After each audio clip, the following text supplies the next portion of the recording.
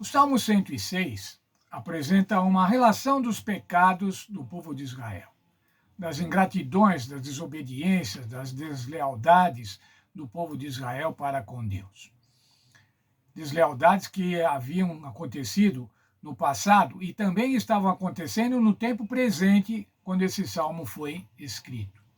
Esse salmo provavelmente foi escrito quando o povo estava exilado em Babilônia ou quando eles voltaram do exílio em Babilônia e estavam lembrando dos tempos de exílio.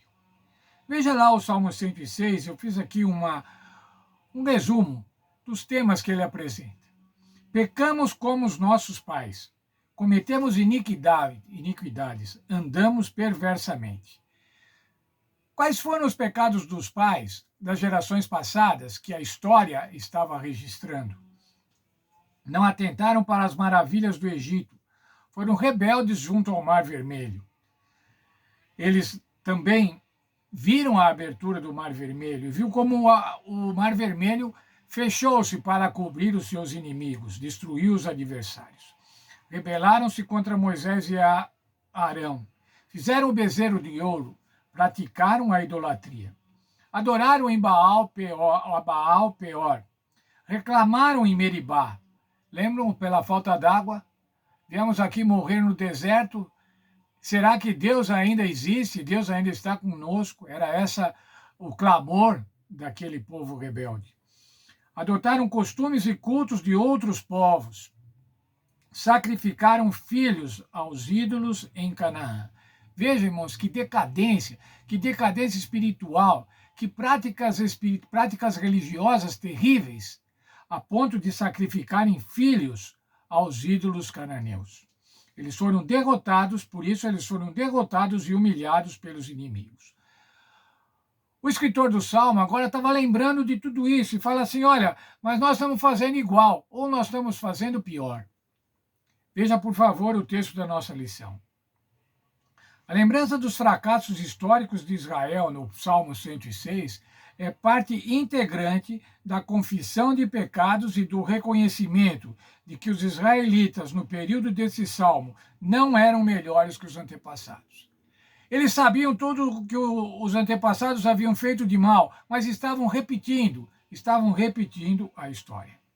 Eles admitiram que foram ainda piores do que os seus antepassados, pois conheciam as consequências das iniquidades das gerações anteriores e como Deus exerceu sua grande paciência e graça para salvá-los, mesmo que tivessem deliberadamente andado de maneira perversa. O povo sofreu por causa dos pecados, mas o Senhor sempre os livrava, independentemente da quantidade de pecados e da reincidência dos pecados. O Senhor vinha salvá-los. Veja lá agora essa aplicação para hoje. Se essa foi a conclusão a qual chegaram, pense em nossa situação, pois temos a revelação do caráter divino e da graça salvadora reveladas em Jesus e na cruz. Sim, os hebreus tinham todas essas evidências, essas maravilhas, esses milagres do cuidado de Deus para com o povo.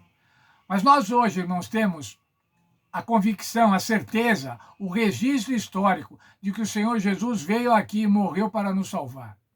Que o Senhor Jesus ressuscitou e está no céu intercedendo por nós. E nós, às vezes, fazemos pior que os nossos antepassados. Que os nossos antepassados antes de Cristo. Como pode ser isso, irmãos? Como podemos ser tão ingratos? Mas o mesmo Salmo, irmão, o Salmo 106, diz que o Senhor se lembra da aliança. Veja versos 45 e 46. Lembrou-se da sua aliança e compadeceu-se segundo a grandeza do seu amor. Fez com que deles tivessem compaixão os que os levaram cativos. O Senhor moveu o coração dos inimigos para livrar o seu povo. Por quê? Por conta da aliança. Por conta da fidelidade à aliança que o Senhor Deus havia proposto, havia firmado com o povo hebreu. Esse salmo, como os outros, aponta para a fidelidade de Deus à sua aliança de graça, pela qual salvou o povo no passado. Expressa a esperança de que o Senhor novamente mostre favor a esse povo arrependido e os reúna dentre as nações. O apelo para a libertação não é um pensamento ilusório, mas uma oração de fé baseada na certeza das libertações passadas e no caráter infalível da fidelidade divina à aliança com seu povo. Por que é que o povo podia pedir que Deus os livrasse? Primeiro, porque eles sabiam das vezes que o Senhor havia livrado o povo no passado, após uma sequência de pecados, após uma sequência de iniquidades. E mais ainda também, eles sabiam da fidelidade divina com relação à aliança. E podiam se fiar nessa fidelidade que faria com que Deus buscasse salvar o povo em todas as circunstâncias. O Salmo 106 apresenta petições e louvores. Veja verso 1 até o verso 3. Louvai ao Senhor, dai graças ao Senhor, pois Ele é bom e o seu amor dura para sempre. Quem pode referir às obras poderosas do Senhor? Quem anunciará a seus louvores? Bem-aventurados os que observam a justiça, que praticam o que é correto em todos os tempos. O salmista está dizendo aqui, nós somos bem-aventurados porque podemos anunciar louvores ao Senhor Deus. Veja o verso 47 e 48.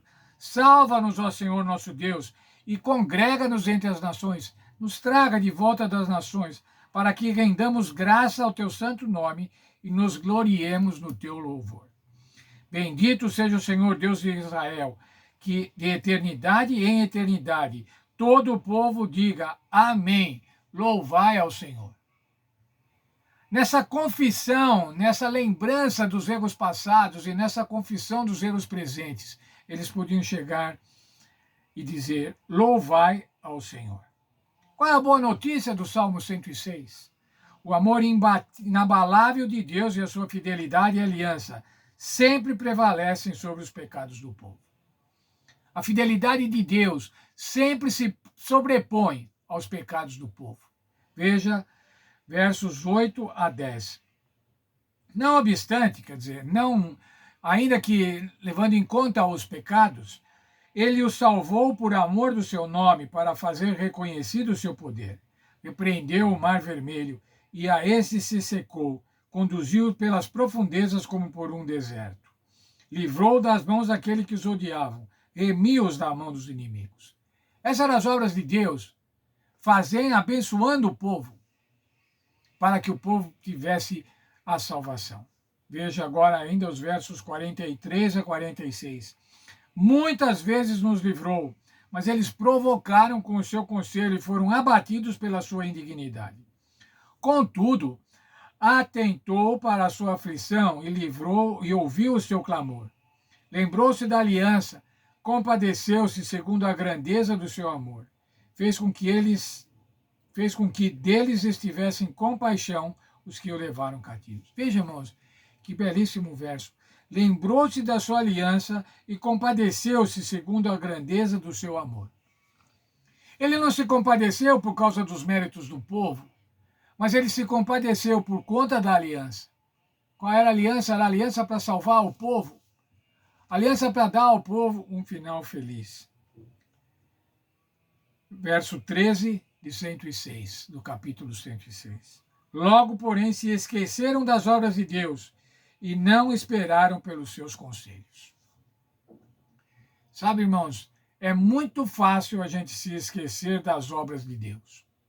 Nesse mundo preenchido de obras do inimigo, é muito fácil nos esquecermos das obras de Deus. Por isso é que nós devemos estudar a Bíblia diariamente, por isso é que nós devemos despender tempo para nos lembrar das obras de Deus no passado, que estão registradas na Bíblia Sagrada. Mas nós também, irmãos, devemos despender tempo para lembrar das obras de salvação, das obras de Deus na nossa vida, na vida da nossa família, dos nossos filhos, dos nossos netos. Devemos estar continuamente nos lembrando do cuidado de Deus. Nos lembrando dos nossos pecados passados, mas sabendo que o Senhor nos perdoa se nos arrependermos e confessarmos. Portanto, irmãos, devemos louvar a Deus, como diz aqui o verso